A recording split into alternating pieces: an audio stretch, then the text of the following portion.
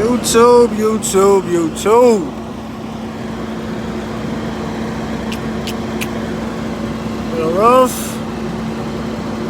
Been a rough week. I can't say it's been 2 weeks because today would actually mark a full 7 days from last week when we had the 2 tires blow out on the trailer. And when I thought it was transmission fluid leaking, and it wasn't transmission fluid leaking, it was actually fuel leaking, a small fuel leak. So this morning I woke up and doing my pre-trip, so I looked underneath the truck. I don't know if you guys can see, but right there where the fuel line is running to, that little T right there, this little thing I'm pointing at, it was the hose that comes from the fuel filter into that, it was leaking. And it was just a little drip initially, but this morning when I woke up, it was shooting. It was like shooting up in the air. So at first I was like, well, I don't want to drive this because, for one, you run the risk, it seems like you run the risk of it getting hot and starting a fire. And then secondly, if you're going to a weigh station or something like that and they see that it's out of service, and then that could be a fine because it's fuel, it's diesel, so it's hazardous, right? But I came down here to this Freightliner and I went in and they said, well, we're not gonna be able to look at your truck until Monday. And I took it like they weren't gonna be able to fix it until Monday. But they were like, no, we can't get a technician to even look at the truck until Monday. I said, oh my. And so I said, well, I didn't want to be any more of a hazard than I already am. So I was like, all right, cool. We just look at it Monday, whatever. Charge it to the game. But so I called the maintenance department back with Blair, y'all can see. And I told him, I said, well, this is what happened. So they was like, well, we got a shop a couple more miles down the road that you could go to. And I said, all right, well, cool. So when I came back out to the truck, I had turned the truck off to call. So when I turned the truck off, I tried to turn it back on, it wouldn't start. It was just turning over. So I went back on the inside, I told myself, hey man, the truck won't start, I can't move it because I was right at the entrance where you go into the gate. So they got it started, and the guy was like, yo, you can just whip around and go back out. So I whipped around, came back out, and the truck died again. So that was probably telling me, hey, you don't need to get on the road. You already risked it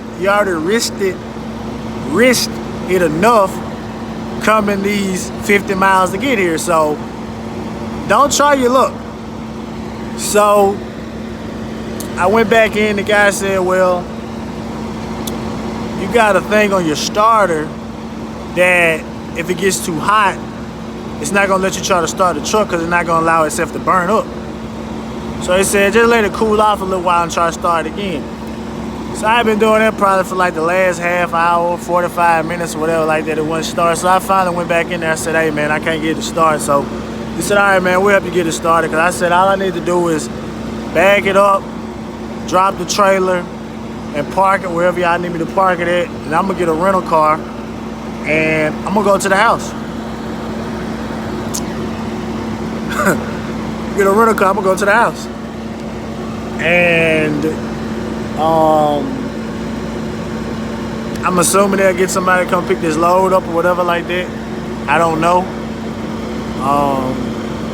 The way I look at it, sometimes a lot of this stuff is not urgent, but in any regard, I guess they'll get somebody to come pick it up or whatever. But like I said, I haven't talked back with my driver manager or nothing, so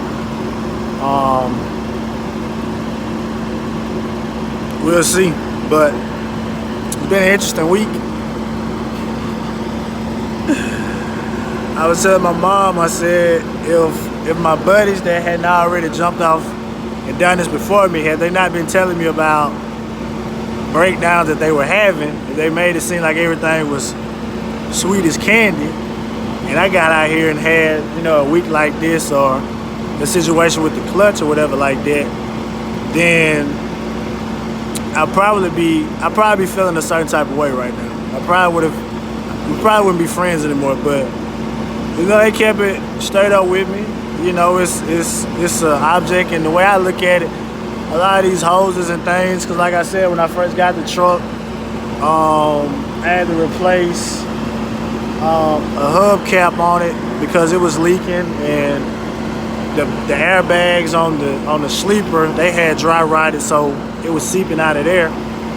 And you know, changed the rear end oil and all this stuff out and greased it. So you know, I just look at it and say, you know, it's the truck is 13 years old, but we know you can't measure a truck in years. It's based on hours. And when you look at it, the truck isn't turning off itself probably when I go home. So there's more pressure on stuff. So that's just the way I look at it. It's, like I said, it's a used truck, you know, but it's been good, you know. So when the situation calls, I gotta jump on it. I can't push, you know, I can't push stuff off. I gotta do it. I put money in my escrow for it, you know, money that I get paid. I make sure I put money towards it, you know, to get it. So, you know, it is what it is. The only thing you lose out on is a little pay, but you know, it happens. You know, it happens. But that's just a little update. So hopefully, he said when the guy come off break, they'll get it back started. So whenever they do that, I'm gonna lock in me a rental car, and I'm gonna head back home. I ain't been home. Yeah, I ain't been home since last Thursday. So, yeah, take my blood home.